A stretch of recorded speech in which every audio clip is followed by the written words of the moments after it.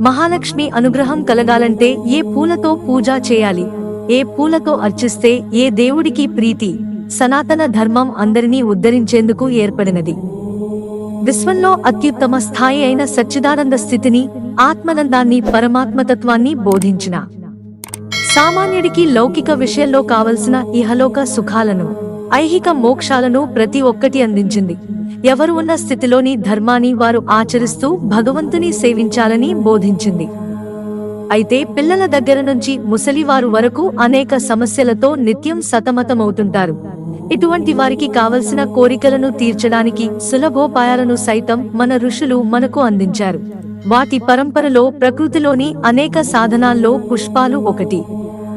ఏ పూలతో పూజ చేస్తే ఏ ఫలితం ఉంటుందో పరిశీలిద్దాం. పూలు, ఫలితాలు. మల్లె, పాపాలు నశిస్తాయి, బుద్ధి పెరుగుతుంది. పవళ మల్లె, కోరికలు నెరవేరుతాయి, మంచి ఆలోచనలు వస్తాయి. తెల్ల తామర, ముక్తి లభిస్తుంది. ఎరుపు పూలతో ఆత్మైశ్వర్యం, కుజగ్రహ, అమ్మవారి అనుగ్రహం లభిస్తుంది. గన్నేరు పూలతో శివుని అనుగ్రహం, ముక్తి లభిస్తుంది. నాగలింగ పుష్పం, ఆర్థిక ఇబ్బందులు పోతాయి. తులసి దళాలతో విష్ణు అనుగ్రహం, ఆధ్యాత్మిక భావనలు పెంపొందుతాయి. సంపెగ పూలతో అన్ని రంగాల్లో అభివృద్ధి. తామర, శంఖ పూలతో అష్టైశ్వర్యాలు లభిస్తాయి. మారేడు దళాలతో జ్ఞానం, ఐశ్వర్యం, శివ, విష్ణు, లక్ష్మి అనుగ్రహం. ఎర్రమల్లె పూలతో శ్రీ మహాలక్ష్మి అనుగ్రహం, విష్ణుక్రాంతం, గణపతి, విష్ణు అనుగ్రహం. పసుపు పూలతో గురు, బుధ గ్రహాల అనుగ్రహం. ఎరుపు పూలతో కుజగ్రహ అనుగ్రహం.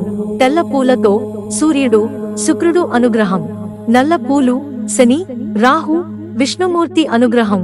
రంగురంగుల పూలు కేతుగ్రహ అనుగ్రహం.